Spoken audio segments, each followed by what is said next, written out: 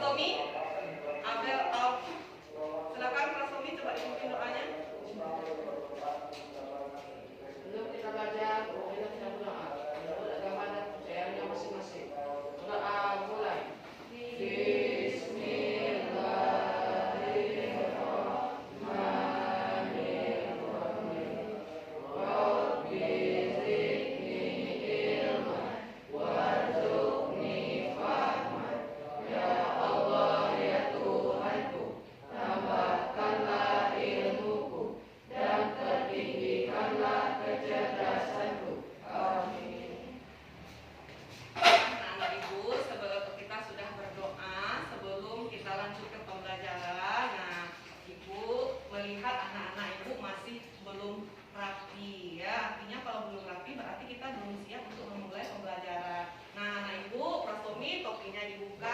Bajunya yang keluar tolong dirapikan, Prastomi, Lopis, dan yang lainnya. Anak ibu yang cewek sudah rapi, bajunya sudah masuk ke dalam semua.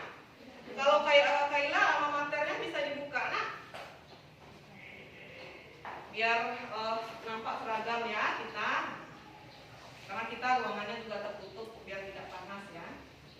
Sudah rapi semuanya, sudah masuk baju kalian ke dalam. Yang cowok-cowok ini nih sering keluar bajunya, sudah rapi? Sudah ya? Oke. Ibu akan cek dulu kehadiran kalian ya. Ibu akan mengecek kehadiran anak-anak ibu ya, kelas 9E.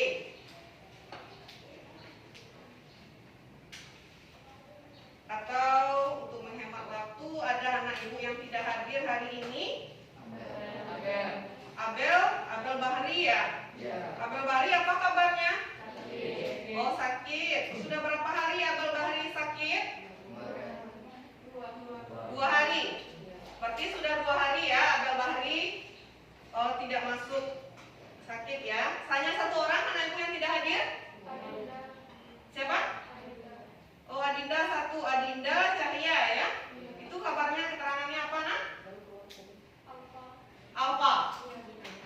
Berarti Adinda Cahya Alfa ya, tidak ada kabar ya. Oke, ada kabarnya. Berarti 2 orang saja yang tidak hadir, nak? Berarti masih sama dengan minggu kemarin ya, 2 orang tidak hadir. Berarti 14 orang yang hadir ya. Berarti ada 1 sakit, yang 1 tanpa keterangan. Baiklah anak ibu, sebelum kita memulai pembelajaran, kita untuk menumbuhkan semangat nasionalisme dan rasa cinta terhadap tanah air, kita menyanyikan dulu lagu Garuda Pancasila. Anak ibu ada yang bisa memimpin lagu Garuda Pancasila, nyanyinya ibu harapkan dengan semangat ya. Dan kalian berdiri, silahkan berdiri anak ibu. Kita menyanyinya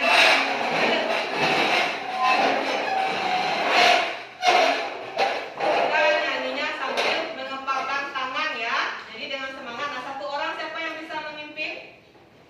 Yang memimpin 1 orang, Perdeli bisa, nak? Bisa? Bantu ibu sebentar, nak. Ya. Jadi kita nyanyinya juga sambil mengepalkan tangan ya. Di sini, nak, biar kelihatan. Oke, pesan tangan. Ayo, semangat.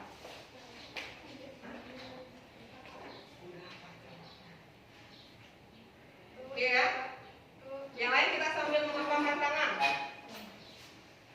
1, 2, 3. Garuda Pancasila, akulah pendukungmu, patriot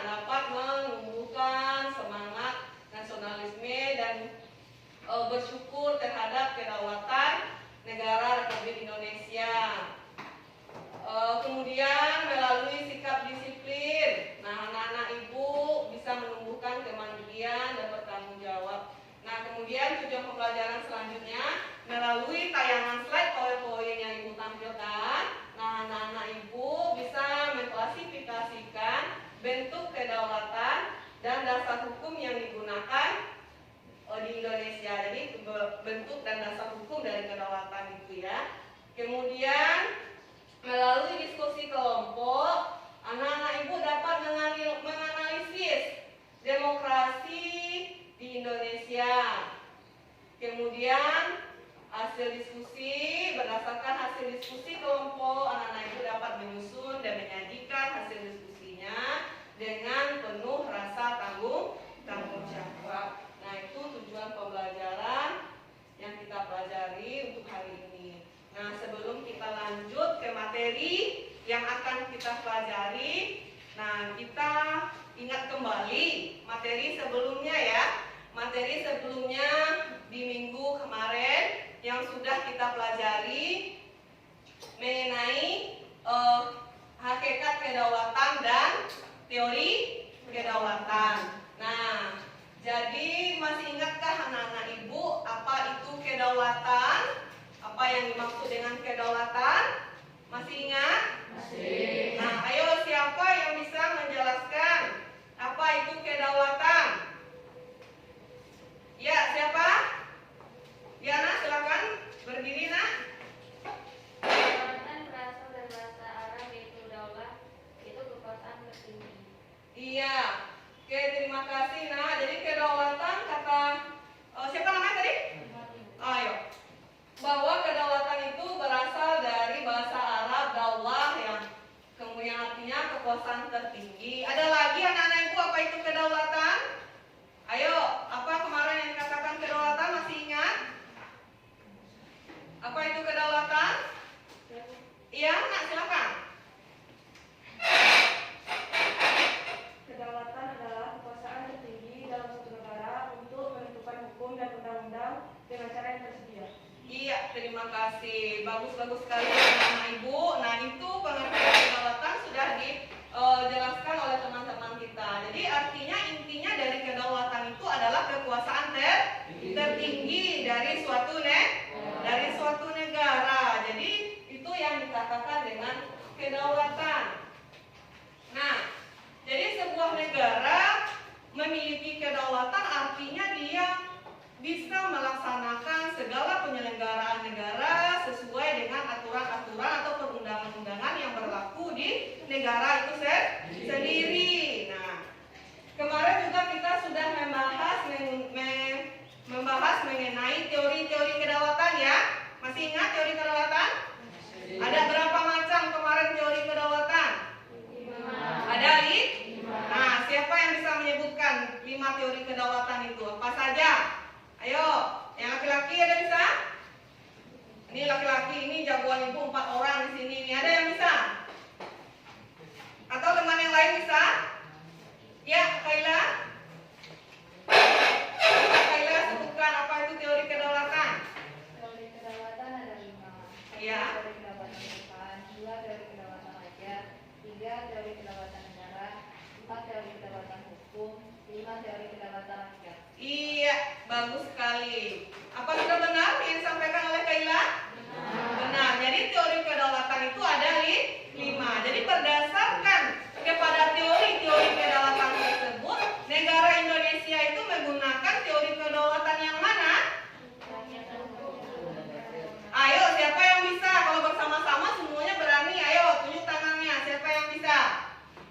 Ayo, teori yang mana yang digunakan di negara Indonesia? Berdasarkan kedaulatan yang mana ya yang digunakan di negara Indonesia berdasarkan kepada teori-teori. Ayo, siapa yang bisa? Tunjuk tangannya. Kalau sama-sama, oh iya, nah silakan Nak. Teori yang dipakai oleh Indonesia adalah teori kedaulatan rakyat dan teori kedaulatan hukum. Oh iya, terima kasih. Bagus ya. Jadi teori yang digunakan berdasarkan kedaulatan yang digunakan negara Indonesia berdasarkan teori-teori kedaulatan Indonesia menggunakan teori kedaulatan hukum dan teori kedaulatan rakyat. Nah, jadi itu kedaulatan yang digunakan di Indonesia. Nah, materi yang akan kita pelajari hari ini adalah mengenai bentuk-bentuk kedaulatan yang digunakan dengan negara Indonesia dan apa landasan hukumnya. Tentu harus ada landasan hukumnya yang menjelaskan bahwa negara Indonesia itu menggunakan bentuk kedaulatan rakyat dan bentuk kedaulatan hukum. Kemudian nanti kita juga menjelaskan berdasarkan landasan hukum dari bentuk-bentuk kedaulatan. Nah, kita juga bisa mengklasifikasikan prinsip-prinsip dari kedaulatan negara Indonesia. Nah, kita lanjutkan ke bentuk kedaulatan negara Indonesia dan prinsip negara Indonesia. Jadi kita lihat dulu bentuk dan landasan hukum dari kedaulatan negara Indonesia. Jadi negara Indonesia yang pertama tadi menggunakan teori kedaulatan rakyat. Nah, jadi bentuk kedaulatan negara Indonesia adalah bentuk kedaulatan rakyat. Nah, landasan hukumnya yang pertama apa? Apa landasan hukumnya yang pertama? Itu ada pembukaan Undang-Undang Dasar 1945. Nah, alinea keberapa? Alinea keempat. Nah, anak-anak ibu siapa yang masih ingat alinea keempat? Alinea keempat. Masih ingat alinea keempat? Pembukaan Undang-Undang Dasar? Masih ingat? Ayo, siapa yang bisa membacakan alinea keempat? Ada? Ya, Lopis. Ayo. Ini semangat ibu. Cowok. Kemerdekaan bangsa Indonesia itu dalam satu undang-undang dasar negara Indonesia yang membentuk dalam satu pemerintah susunan negara Republik Indonesia yang berkedaulatan rakyat. Oke. Silakan duduk. Ya itu? Ya. Kita lihat dari landasan hukumnya. Di alinea keempat itu landasan hukumnya itu dinyatakan bahwa kemerdekaan kebangsaan Indonesia itu dalam suatu undang-undang dasar negara Indonesia yang berbentuk dalam suatu susunan negara Republik Indonesia yang berkedaulatan rakyat. Jadi sangat jelas sekali dijelaskan di dalam pembukaan Undang-Undang Dasar alinea keempat bahwa kedaulatan negara Indonesia itu adalah berkedaulatan rakyat. Nah, kemudian kita lihat landasannya yang kedua. Landasannya yang kedua adalah pasal 1 ayat 2 Undang-Undang Dasar Negara Republik Indonesia. Nah, siapa yang bisa membacakan bunyi dari pasal 1 ayat 2 Undang-Undang Dasar 1945? Siapa yang bisa membacakan? Ayo, anak-anak ibu bacakan bunyi pasal 1. Prastomi. Bacakan Prastomi. Pasal 1 ayat 2. Pasal 1 ayat 2 berbunyi, kedaulatan berada di tangan rakyat dan dilaksanakan menurut Undang-Undang Dasar. Iya, terima kasih. Nah, jadi berdasarkan pasal 1 ayat 2 Undang-Undang Dasar Negara Republik Indonesia tahun 1945 itu menegaskan bahwa kedaulatan itu berada di tangan rakyat dan dilaksanakan menurut Undang-Undang Dasar. Nah, di sini menjelaskan bahwa rakyatlah yang memegang kekuasaan tertinggi di negara Indonesia. Nah, jadi landasan hukum dari bentuk kedaulatan negara Indonesia menggunakan kedaulatan rakyat. Yang pertama apa tadi? Pembukaan Undang-Undang Dasar 1945 alinea keberapa? 4. Itu landasan yang pertama. Kemudian landasannya yang kedua apa? Pasal 1 ayat 2. Pasal 1 ayat 2 Undang-Undang Dasar 1945. Nah, jadi itu landasan hukum dari kedaulatan rakyat yang digunakan di negara Indonesia. Kemudian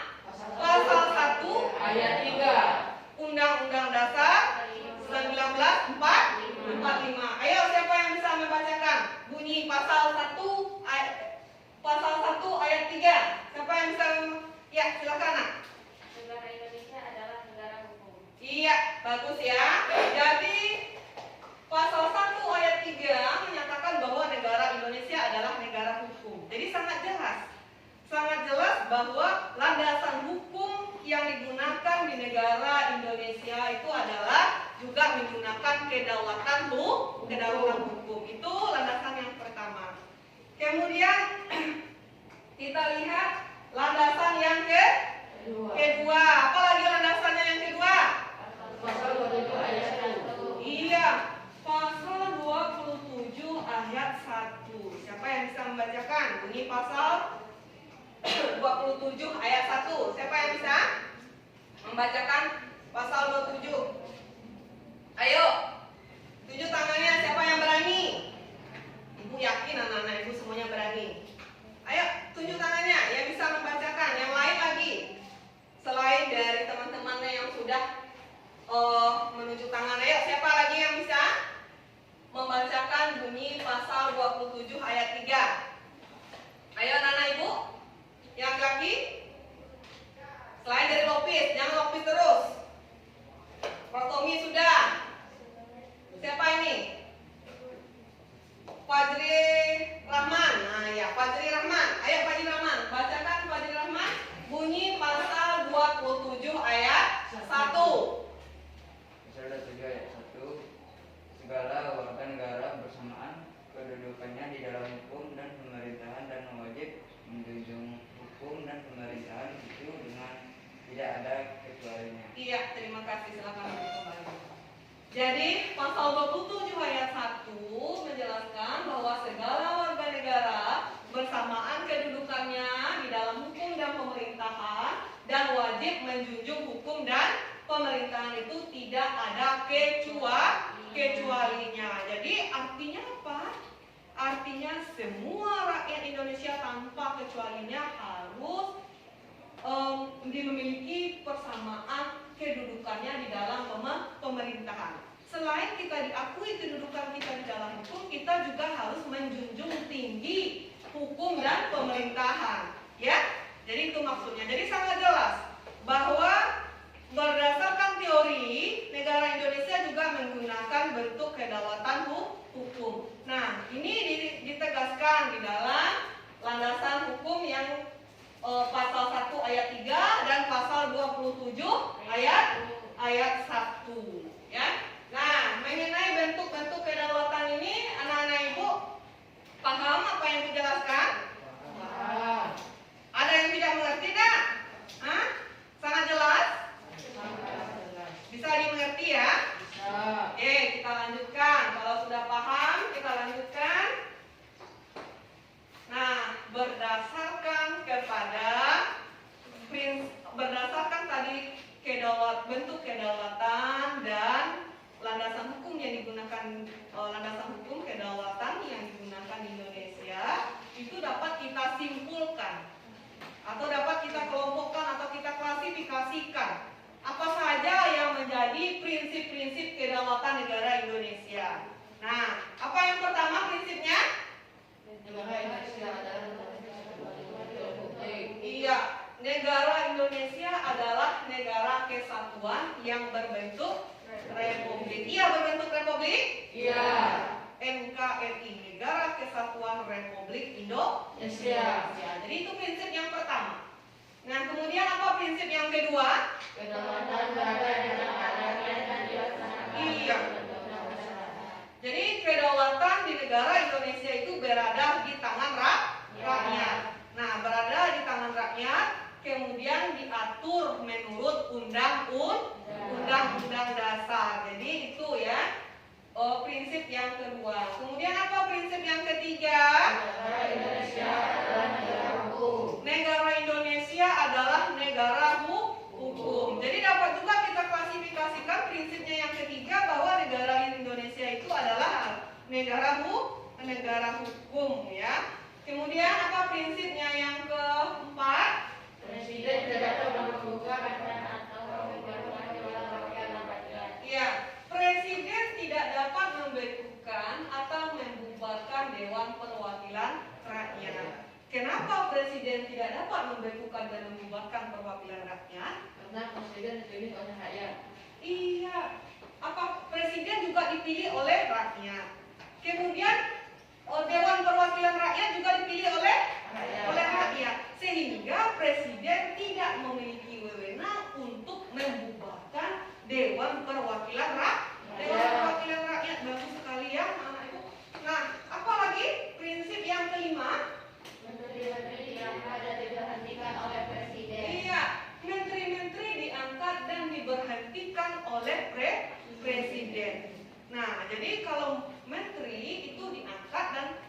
mempunyai wewenang untuk memberhentikannya juga adalah presiden.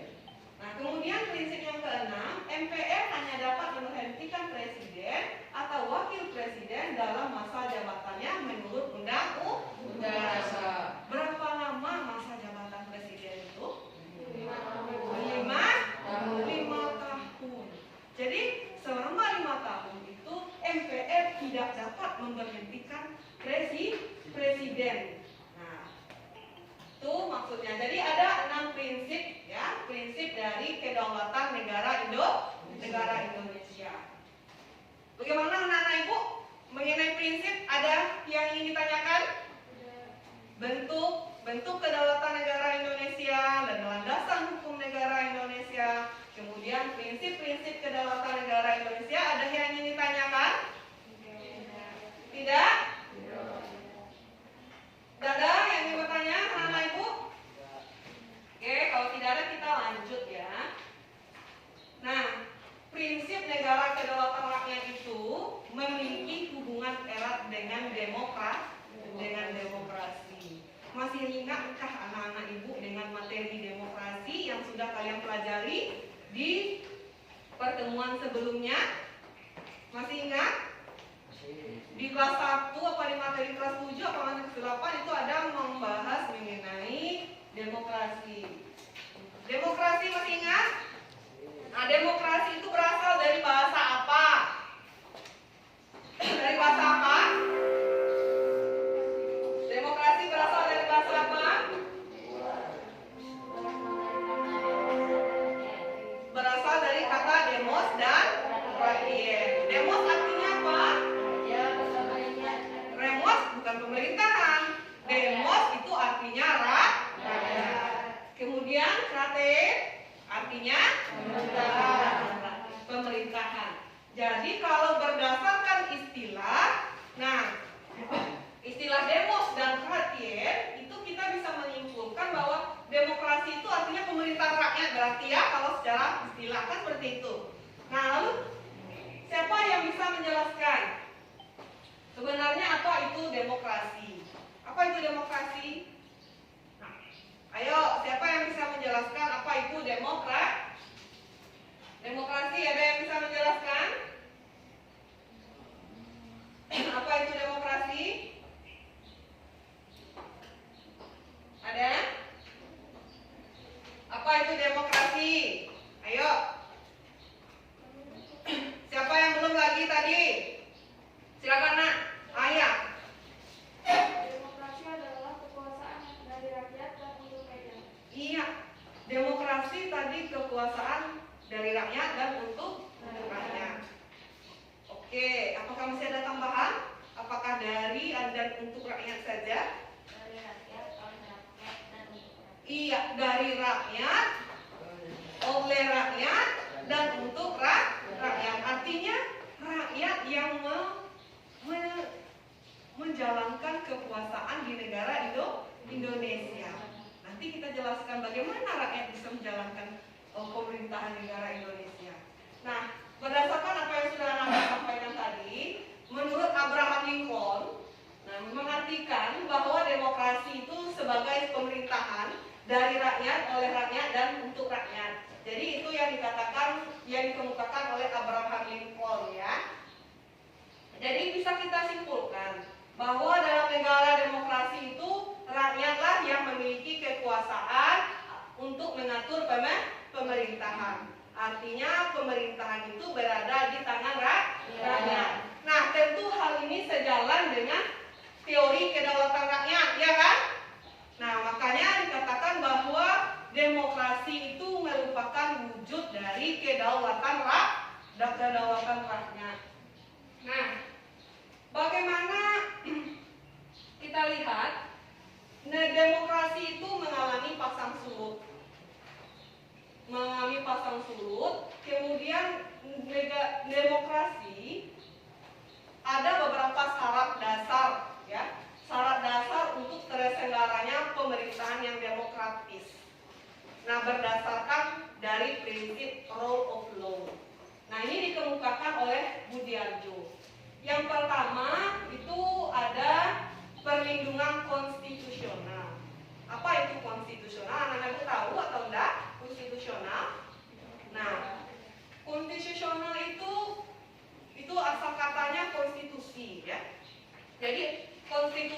apa? Konstitusi itu ada peraturan yang tertulis maupun yang tidak tertulis. Apa peraturan yang tertulis? Nah, peraturan yang tertulis itu adalah misalnya undang-undang. Jadi adanya perlindungan konstitusional artinya apa?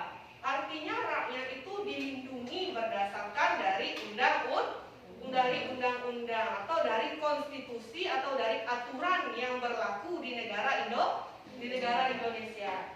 Yang kedua, badan kehakiman yang bebas dan tidak memihak. Jadi badan kehakiman yang bebas dan tidak memihak artinya apa? Jadi negara hukum itu di mana penguasa hukumnya itu tidak memihak ya, tidak memihak atau tidak hukum itu tidak adil. Jadi di negara yang demokratis itu hukumnya bersifat adil.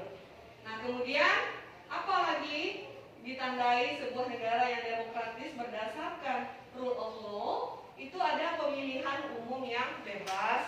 Nah, sesuai dengan prinsip-prinsip pemilihan umum. Apa prinsip-prinsip pemilihan umum? Nah, nanti setelah ini juga kita akan pelajari ya. Kemudian yang keempat, kebebasan untuk menyatakan pendapat. Jadi negara yang demokratis, itu rakyatnya boleh atau bebas mengemukakan pendapatnya. Bagaimana cara mengemukakan pendapat? Tentu mengemukakan pendapat dengan baik. Nah, tidak bersifat memaksa. Tidak apa lagi? Boleh kita memaksakan kehendak? Tidak. Jadi kita harus dengan senang hati menerima atau jika pendapat kita tidak diterima oleh orang lain. Nah, kemudian itu kebebasan, ada kebebasan untuk menyatakan pendapat. Kemudian kebebasan untuk berserikat atau berorganisasi dan beroposisi. Nah, kemudian ada pendidikan kewarganegaraan. Yang kalian alami ini, yang kalian kita lakukan sekarang ini termasuk ke dalam pendidikan kewarganegaraan ya. Nah, kenapa Bu kok harus ada pendidikan kewarganegaraan? Kenapa? Karena di dalam pendidikan kewarganegaraan itu anak-anak ibu dan masyarakat, nah kalian sebagai penerus generasi muda, nah yang akan melanjutkan perjuangan bangsa Indonesia mengetahui ya bagaimana sebenarnya mengetahui mengenai proses kenegaraannya, aturan-aturannya yang berlaku. Kemudian juga anak-anak ibu ditanamkan sifat-sifat nasionalisme dan cinta tanah air dan patriotisme. Nah, jadi ada 6 syarat dasar terselenggaranya pemerintahan yang demokratis berdasarkan rule of law.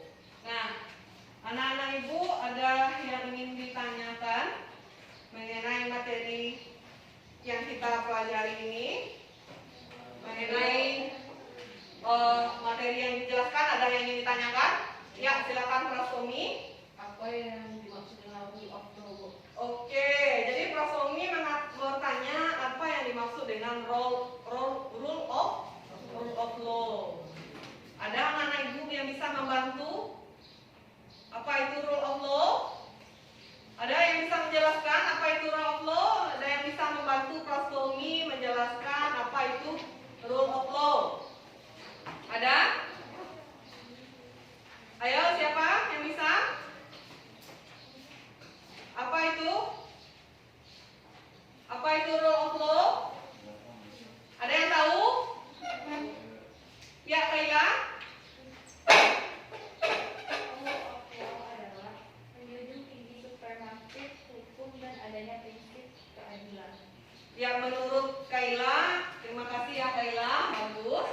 Menurut Kayla, rule of law itu menjunjung tinggi supremasi hukum berdasarkan prinsip keadilan. Ada yang bisa menambahkan atau Prasomi jelas apa yang disampaikan Kayla?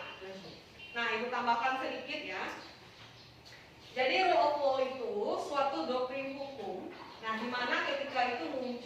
abad 19.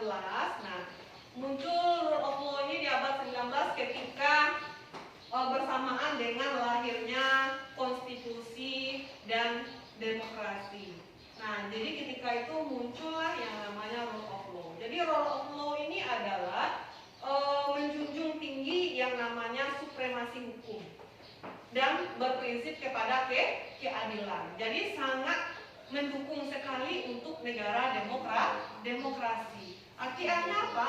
Artinya rule of law ini menekankan keadilan bagi seluruh rakyat. Nah, ini sesuai dengan tuntutan dari negara demokrasi, ya. Nah, masih ada yang ingin ditanyakan? Masih ada? Tidak? Kita lanjutkan kalau tidak ada yang bertanya. Nah, negara Indonesia itu berdasarkan dia kepada demokrasi apa? Kepada demokrasi Pancasila. Jadi negara Indonesia itu berdasarkan dari demokrasi Pancasila. Demokrasi Pancasila itu memiliki makna bahwa demokrasi itu dijiwai oleh nilai-nilai Pancasila. Jadi nilai-nilai Pancasila sebagai satu kesatuan adil dan beradab, persatuan dari negara Indonesia, kerakyatan yang dipimpin oleh hikmat kebijaksanaan dalam permusyawaratan perwakilan dan keadilan sosial bagi seluruh rakyat Indonesia. Jadi itu dari sangat jelas bahwa negara Indonesia itu menggunakan demokrasi Pancasila. Jadi demokrasi Pancasila ini sangat sesuai dengan negara Indonesia, karena negara Indonesia berlandaskan atau dasar negara Indonesia itu apa dasar negaranya? Pancasila. Dasar negaranya adalah Pancasila, ya. Karena Pancasila itu bersumber dari atau dirumuskan ketika itu dari nilai-nilai sosial budaya yang melekat dari bangsa Indonesia itu sendiri. Jadi dasar negara kita itu memang diambil atau dirumuskan menyesuaikan dengan nilai-nilai yang ada atau yang tertanam di dalam bangsa dan negara Indonesia itu sendiri. Berarti kita bukan mengambil dari bangsa lain, bukan mengambil dasar dari dasar negara bangsa lain. Nah, jadi prinsipnya, jadi negara Indonesia tadi menggunakan demokrasi Pancasila dengan prinsipnya tentu berprinsip kepada musyawarah dan mufakat. Sebagaimana dijelaskan dalam sila keberapa? Sila keberapa? Keempat. Sila keempat, bagus ya. Jadi berdasarkan dari sila keempat itu, prinsip dari demokrasi Pancasila itu adalah musyawarah untuk mufakat. Musyawarah itu berarti apa? Musyawarah apa? Pembahasan untuk menyatukan pendapat dan kepercayaan. Iya, Prof. Tommy, silakan Prof. Tommy. Apa itu musyawarah? Musyawarah berarti pembahasan untuk menyatukan pendapat dalam penyelesaian masalah bersama. Iya. Beda musyawarah dengan mufakat? Beda ya. Musyawarah berarti pembahasan untuk menyatukan pendapat dalam penyelesaian masalah bersama. Lalu kalau mufakat apa? Apa itu mufakat, Kaisha? Coba Kaisha. Apa itu mufakat? Sesuatu yang telah disetujui sebagai keputusan berdasarkan Kebulatan pendapat. Jadi mufakat itu adalah sesuatu yang telah disetujui berdasarkan kebulatan pendapat. Artinya mufakat itu apa? Hasilnya. Makanya kalian jangan sampai tidak tahu kalau orang menyebutkan musyawarah untuk mufakat. Jadi musyawarah itu adalah prosesnya. Lalu mufakat apa?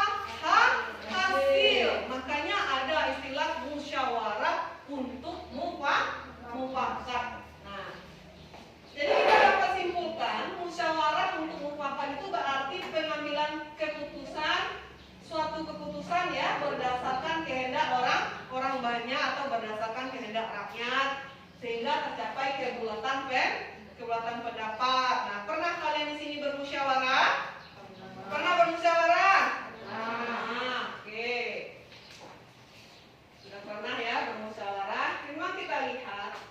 Jadi demokrasi tadi Indonesia menggunakan demokrasi Pancasila. Lalu bagaimana dengan pelaksanaan demokrasi di Indonesia? Pelaksanaan demokrasi di Indonesia itu ada secara langsung, ada secara tidak langsung. Nah, secara langsung apa artinya? Kalau secara langsung artinya masyarakat itu terlibat langsung untuk memutuskan suatu keputusan. Nah, kemudian kalau secara tidak langsung artinya masyarakat tidak terlibat langsung di dalam suatu keputusan atau melalui sistem perwakilan. Nah, nanti ini anak-anak ibu akan kita diskusikan. Anak-anak ibu nanti melihat apa sih di dalam kalian menganalisis di dalam kehidupan bernegara atau di kehidupan sehari-hari, di dalam bermasyarakat, kehidupan di sekolah, mana yang termasuk ke dalam contoh demokrasi langsung, demokrasi tidak langsung, nanti kita akan bahas di dalam diskusi kelompok kalian. Jadi kalian nanti menganalisis ya di dalam diskusi. Nah, sekarang masih kita lanjutkan materi. Jadi demokrasi langsung tadi bahwa demokrasi di Indonesia ada demokrasi langsung dan tidak langsung. Nah, di dalam sebuah negara yang demokrasi itu ditandai dengan adanya pemilu. Jadi negara yang demokratis ada pemilunya. Pemilu itu apa? Pemilihan umum. Nah, jadi pemilihan umum itu merupakan wujud dari kedaulatan rakyat dan demokrasi yang dilaksanakan berdasarkan apa? Apa prinsipnya? Pertama, prinsip pemilu itu apa? Langsung. Ada umum. Ada bebas. Kemudian ada rahasia. Ada apa lagi? Jujur. Dan adil. Itulah yang dikenal dengan istilah luber dan jurdil. Jadi jangan sampai udah tahu pemilu itu harus bersifat luber dan jurdil. Nah, kalian harus tahu itu luber itu apa? Itu adalah prinsip-prinsip dari pemilu. Jadi pemilu itu bersifat luber ya, langsung, umum, bebas, rahasia, jujur dan adil. Itu mengenai pemilu. Dan sampai yang ibu jelaskan ini, anak-anak ibu masih ada yang ingin ditanyakan atau tidak paham dengan apa yang ibu jelaskan? Ada yang tidak paham dengan apa yang ibu jelaskan? Tidak, ini apa nih? Ini tidak, ini bisa tidak paham atau bisa tidak ada pertanyaan. Tidaknya tidak apa? Tidak ada pertanyaan lagi? Oke, kalau tidak ada pertanyaan, kita melanjutkan diskusi kelompok. Sekilas tadi ibu sudah membahas mengenai diskusi kelompok yang harus kalian kerjakan. Nah, sebelum kita memulai diskusi kelompok, kemarin di pertemuan sebelumnya kita sudah ada kelompoknya ya, sudah kita bagi juga sebelum-sebelumnya. Jadi anak-anak ibu silakan bergabung ke dalam kelompoknya masing-masing. Di sini kelompok 1, kelompok 2, kelompok 3 dan kelompok 4. Nah, silakan berkumpul ke kelompok 1, 2, 3, 4. Bagi berapa kemarin? Mana dia kelompok sini? Iya, tuh. Ayo, kelompok saja. Di sini kelompok 1 Lopis sama siapa? Ayo kita kelompok 1, 2. Tadi kalian kelompok berapa? Ayo sini aja. Ini 1, ini 2, ini 4, 3. Ya, sudah berkelompok kalian. Berarti satu orang. Rahman, sini tak kelompok kamu. Ya, makanya kamu itu jangan sampai tidak sering hadir di jam kalian itu. Ya. Mana yang kamu pilih? Kamu di kelompok ini. Nah, makanya satu kelompok kamu ini. Makanya jangan sering tidak masuk ya. Karena tidak ada cowok ceweknya yang hadir ya.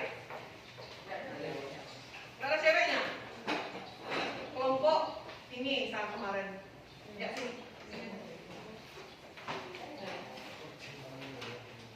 Kelompok satu, 1, 2,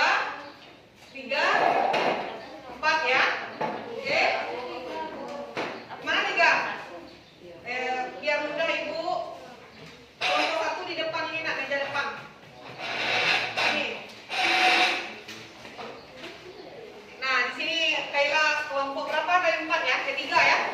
Bela kelompok 3. Ini sudah kelompok 3 semua. Ayo sini. Ini aja. Bawa kopinya.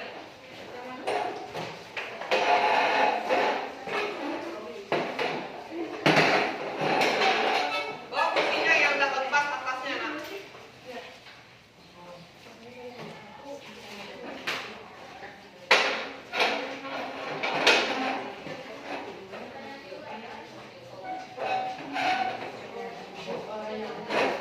Sudah? Sudah duduk kelompok semuanya? Sudah? Ibu bagikan dulu AKPD-nya.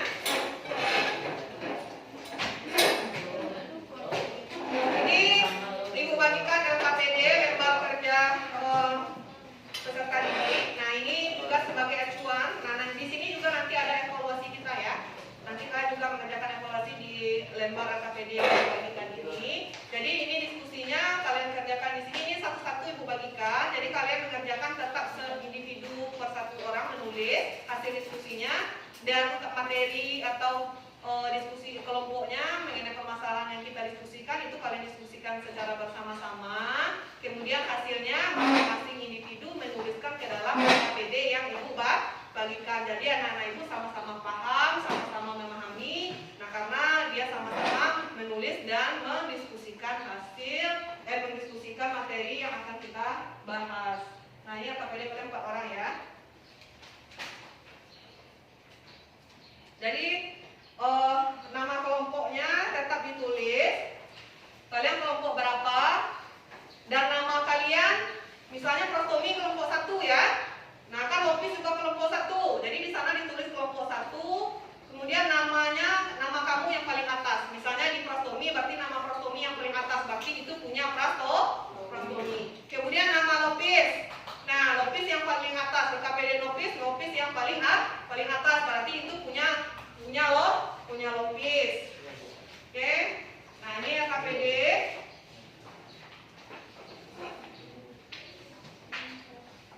Yang dikerjakan yang didiskusikan itu di LKPD aktivitas diskusi kelompok. Yang sudah dapat silakan kalian buka di aktivitas diskusi kelompok.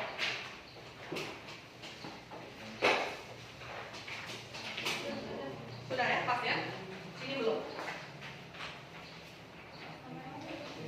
Iya, yang mana itu? Pas ya?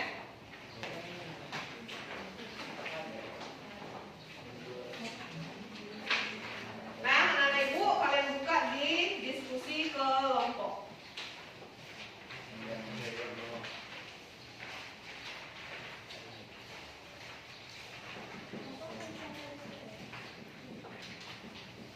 Kalian tulis nanti hasil diskusi kelompoknya, kalian tulis di belakangnya saja ya, kalau takutnya nanti tidak muat di dalam yang di LKPD yang Ibu tuliskan itu di garis-garisnya takut tidak muat, jadi ditulis di belakangnya saja ya. Nah, apa yang akan kita diskusikan? Yang pertama yang didiskusikan itu menganalisis di dalam kehidupan sehari-hari, kehidupan berbangsa dan bernegara, contoh-contoh pelaksanaan yang termasuk ke dalam demokrasi langsung dan yang termasuk ke dalam demokrasi tidak langsung. Artinya, yang diskusi yang pertama ini anak-anak Ibu melihat, anak Ibu mengamati. Nah, di dalam kalian juga sebagai rakyat, nah kalian menganalisis mana contoh yang termasuk ke dalam demokrasi langsung dan mana contoh yang termasuk ke dalam demokrasi tidak langsung. Nah, itu kalian analisis dan kalian diskusikan dengan teman-teman kamu apa saja contoh-contohnya kamu tulis di dalam LKPD-nya. Kemudian yang kedua yang perlu didiskusikan, bagaimana peranan rakyat itu dalam mewujudkan kedaulatan. Kalian juga rakyat? Ya. Nah, kalian juga rakyat di dalam suatu negara. Jadi kalian juga paham, diminta untuk menganalisis bagaimana peranan rakyat itu dalam mewujudkan kedaulatan. Nah, silakan anak-anak Ibu didiskusikan. Kita materi diskusinya cuma 2, jadi kita tidak lama-lama ya nak. Diskusinya kita dalam kalian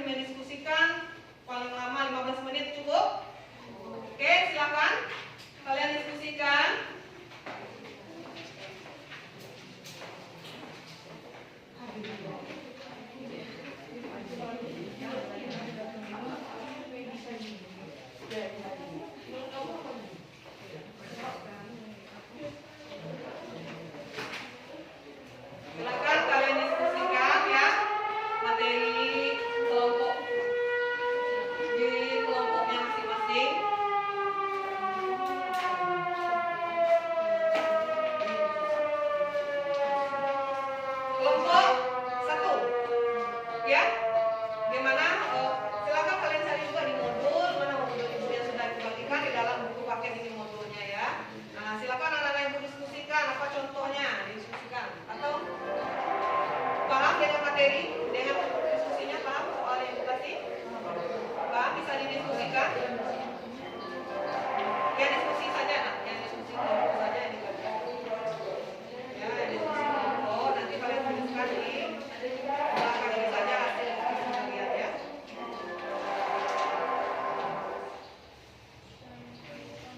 Ada anak yang ragu dengan diskusinya? Dengan soal diskusinya ada yang ragu? Ada? Kelompok 4 ya, kelompok 4 bagaimana? Kelompok 4 bagaimana?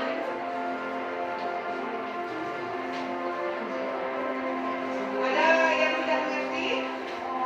Soalnya paham? Soal yang didiskusikan, yang disuruh diskusikan tahu? Nah, silakan didiskusikan. Ada yang tidak mengerti boleh ditanyakan. Karena soalnya ada banyak, jadi waktu kita juga dibatasi ya. Kalian bagaimana? Paham nak? Ya itu didiskusikan bersama, nanti baru kita tuliskan di dalam lebar pekerjaan yang di belakangnya saja ya. Nah, silakan kalian diskusikan. Ini bisa kalian cari juga di dalam buku ini ya jawabannya. Atau kalian menganalisis kalau yang nomor soal yang A itu menganalisis contoh-contoh demokrasi langsung itu bisa kalian lihat itu di sekolah apa contohnya di dalam kehidupan negara apa contohnya.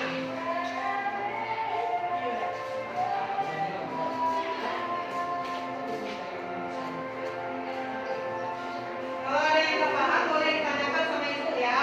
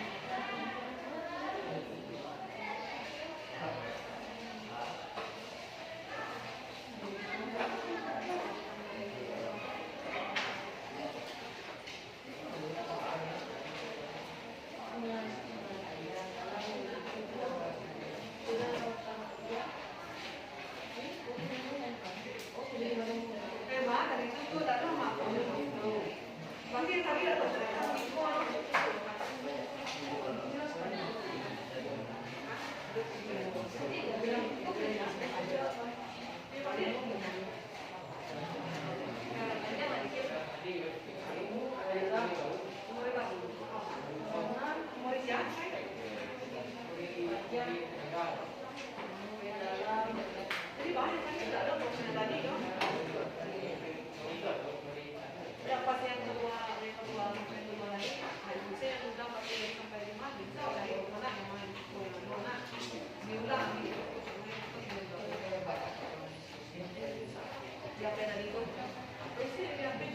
pas sudah nampak detailnya hukumnya kan digabungkan.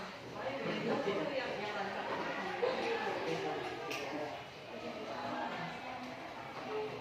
Itu kan belakang di sini. Oh iya.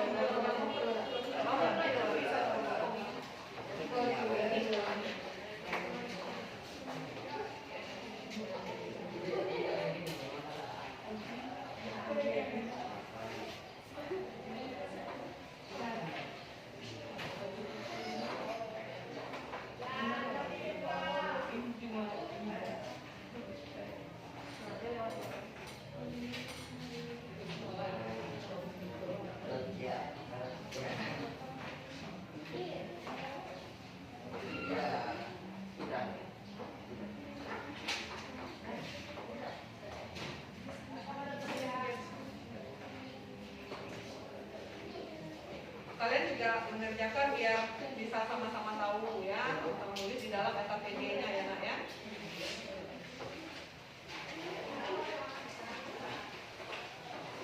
Di modul atau di buku paket sekolah, di modul yang dibagikan itu juga bisa kalian cari jawabannya. Kalau yang nomor 1 itu anak-anak itu bisa melihat dengan analisis sendiri contoh yang dalam kehidupan nyatanya ya, dalam kehidupan sehari-hari, dalam kehidupan berbangsa dan bernegara. Fajri Rahman sudah Fajri. Ini contohnya lagi, contoh diskusikan ya sama kawannya kan. Apa? Iya, contohnya juga nah, apa contohnya? Contohnya itu yang paling penting analisis. Contohnya apa? Ya? Jadi itu kalau contoh-contoh pelaksanaan demokrasi langsung itu kan kalian juga bisa melihat dalam kehidupan sekolah apa yang termasuk demokrasi langsung. Kalian gabung aja.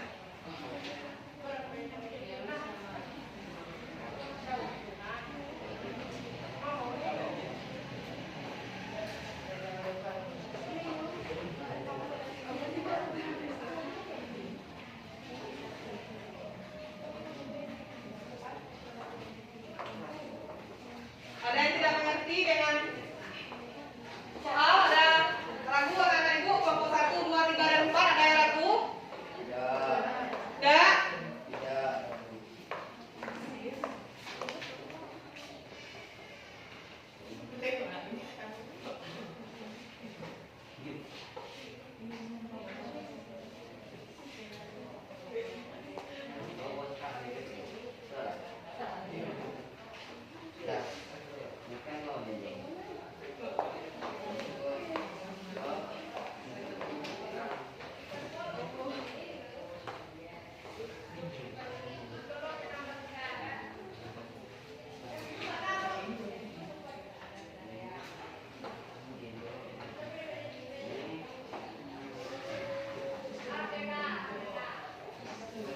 Sudah nanti selesaikan. Silakan diskusikan nanti habis waktu.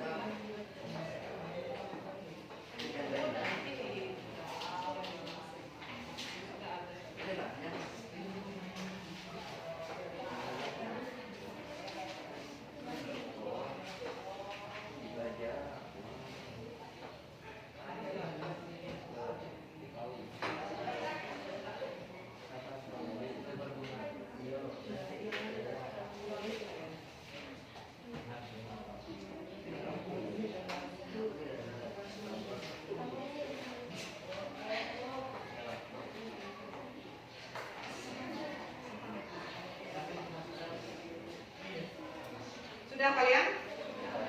Sudah. Tiga kalian sudah ya. Yang B, yang soal yang kedua juga sudah. Sudah, Bu.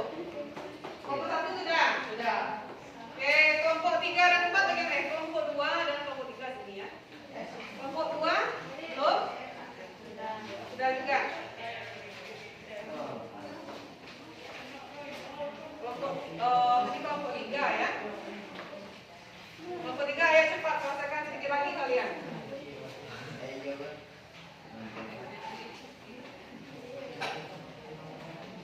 Sudah semuanya kelompok 3 sudah? Kelompok 2? Kelompok 1, kelompok 4 sudah nak? Sudah. Kalian sudah juga? Kalau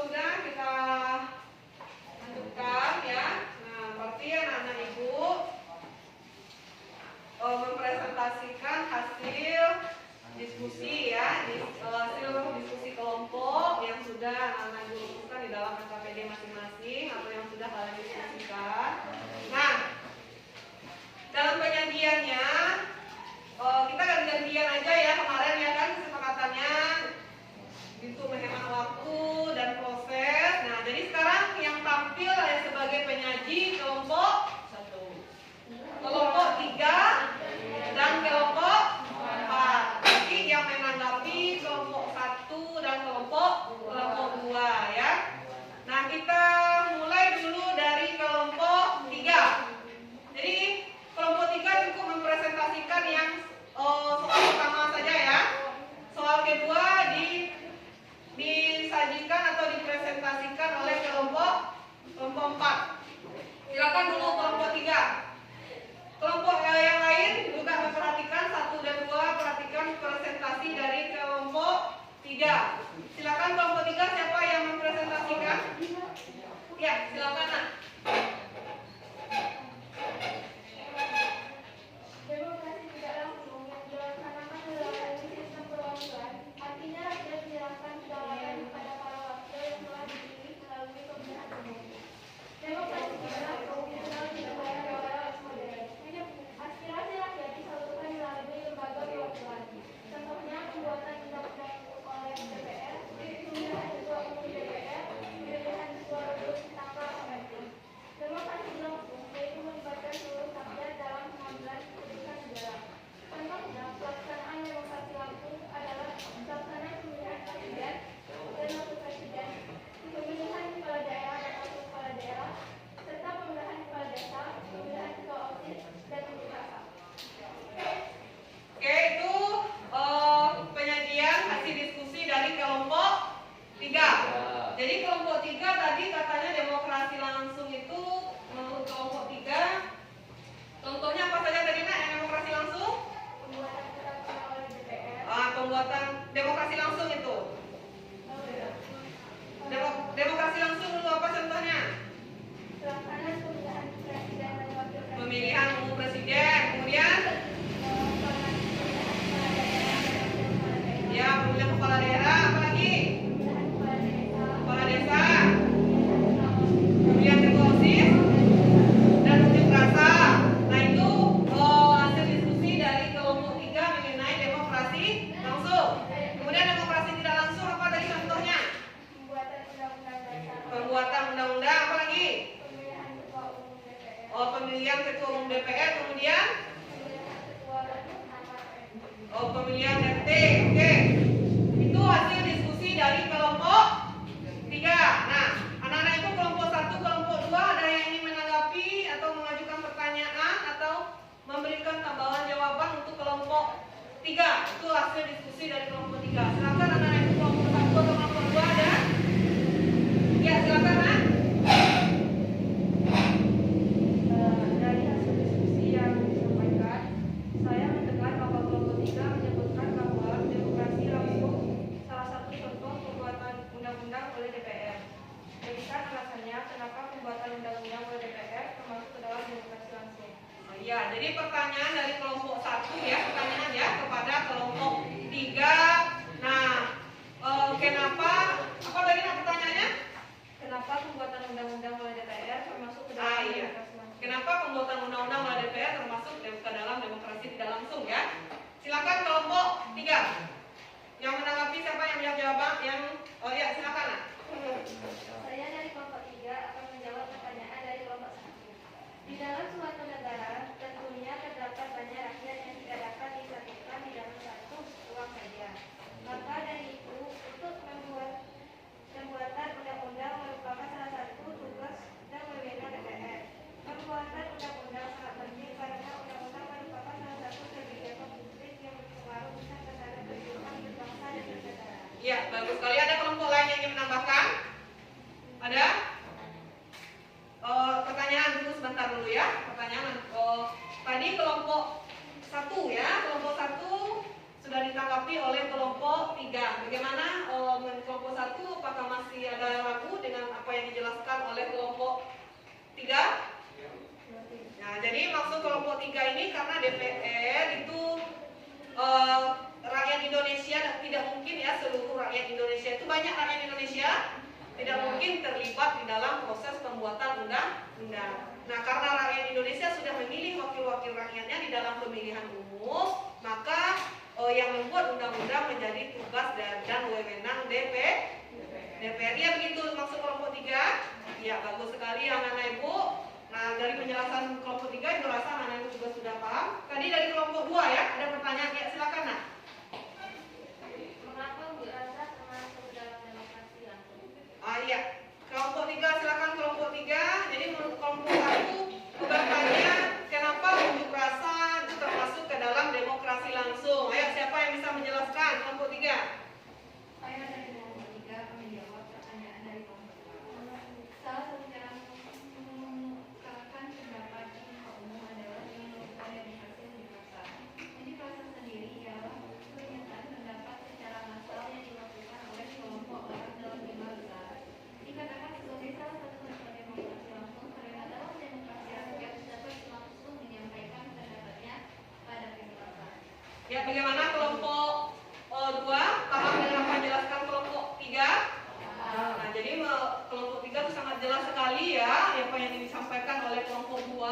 Jadi demokrasi langsung itu merupakan salah satu yang dilakukan dalam skala besar. Cara penyampaian pendapat itu salah satu menyampaikan pendapat secara langsung. Lalu unjuk rasa itu boleh dilaksanakan ya sesuai dengan aturan perundang-undangan. Artinya unjuk rasa tidak boleh bersifat anarkis. Anak Ibu masih ingat tak waktu unjuk rasa sebelum ini ada unjuk rasa oleh mahasiswa di gedung MPR, masih ingat waktu itu yang di sebelah BNI? Nah, di sana terjadi kerusuhan.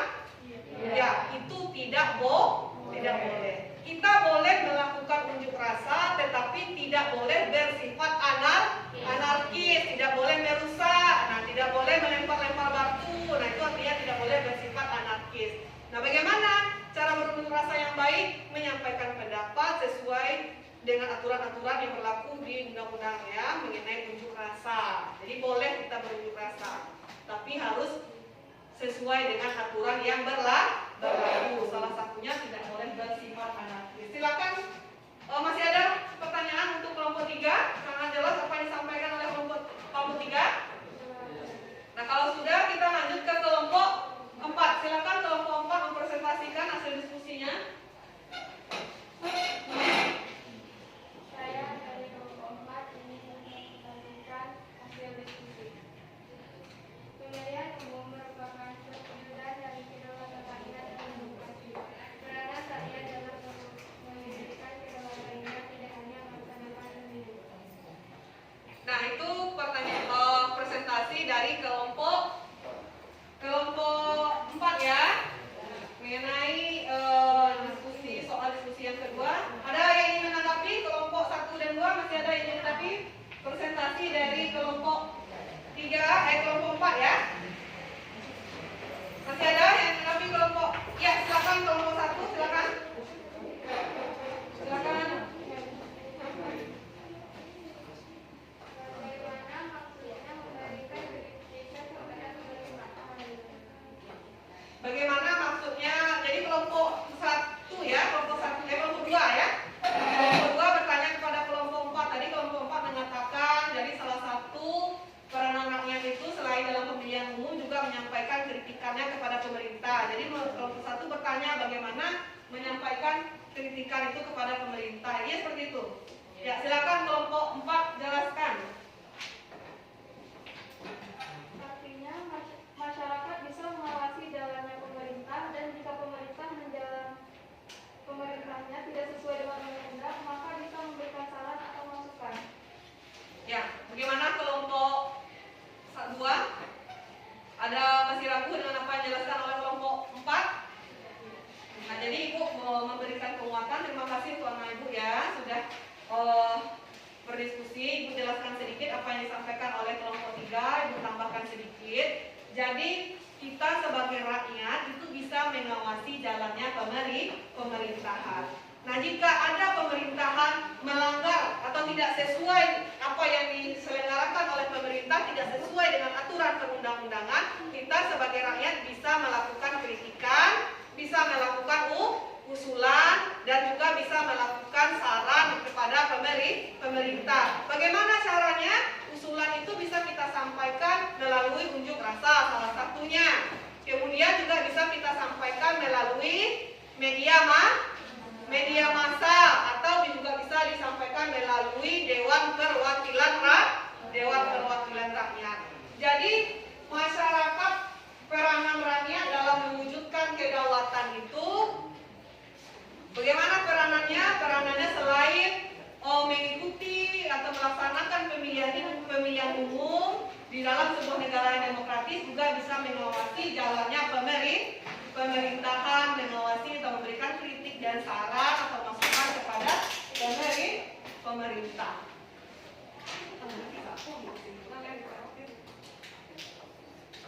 Oke, anak ibu, masih ada yang ingin ditanyakan?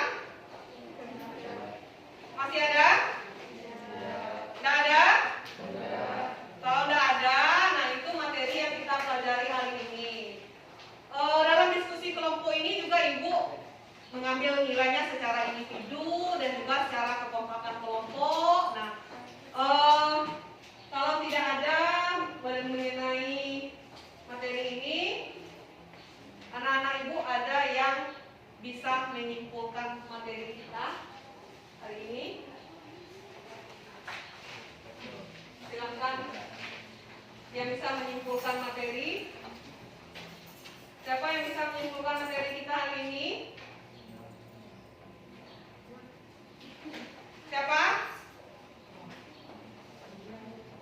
Ayo, ibu minta dari anak-anak ibu yang bisa menyimpulkan materi.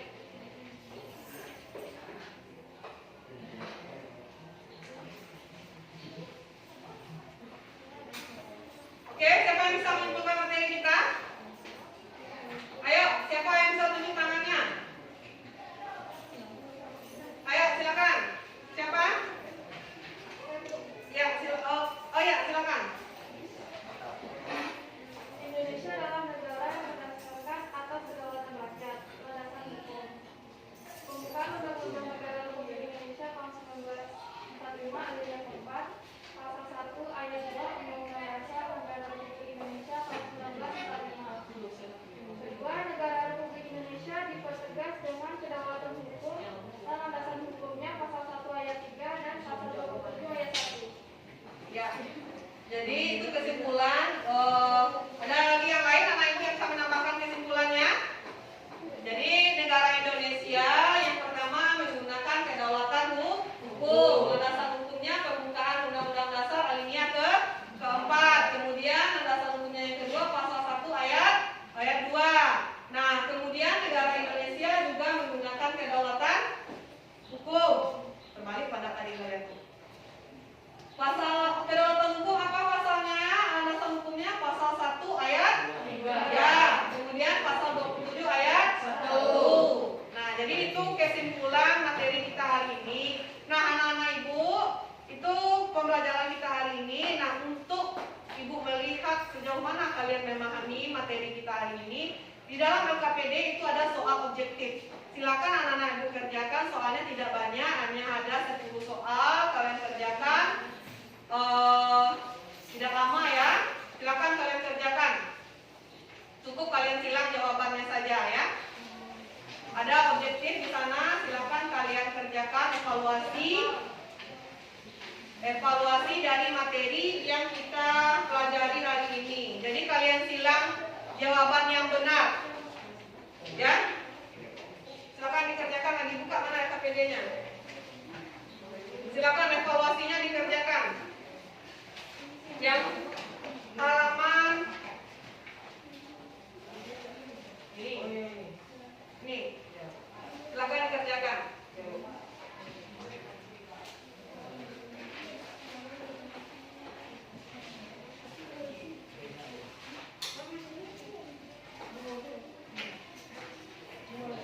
Oh iya, dua aja.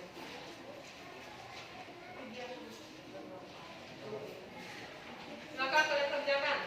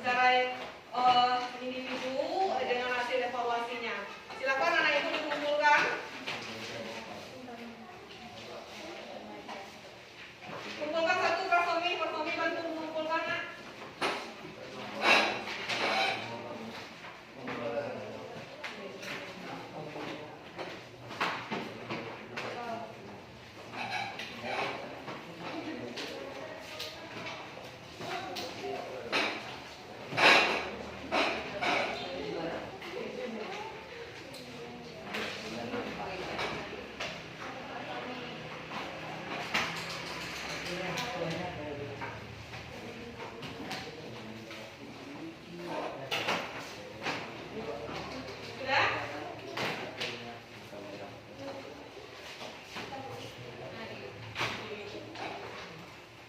Ini sudah semua?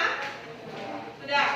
Nah, jadi ini Ibu bisa melihat anak-anak Ibu nanti sejauh mana bisa memahami materi yang kita pelajari hari ini. Nah, untuk minggu depan, materi yang akan kita bahas minggu depan masih mengenai bab ini, mengenai kedaulatan. Tetapi yang akan kita analisis adalah bagaimana pelaksanaan kedaulatan rakyat berdasarkan Undang-Undang Dasar 1945. Jadi itu yang akan kita bahas untuk materi minggu depan ya. Nah, jadi itu materi yang akan kita bahas minggu depan. Kemudian sebelum kita menutup pembelajaran kita hari ini, nah kita berdoa terlebih dahulu ya. Silakan Prastomi pimpin lagi doa penutup kita hari ini, Prastomi. Bismillah, kita belajar, sama-sama kita membaca Hamdalah.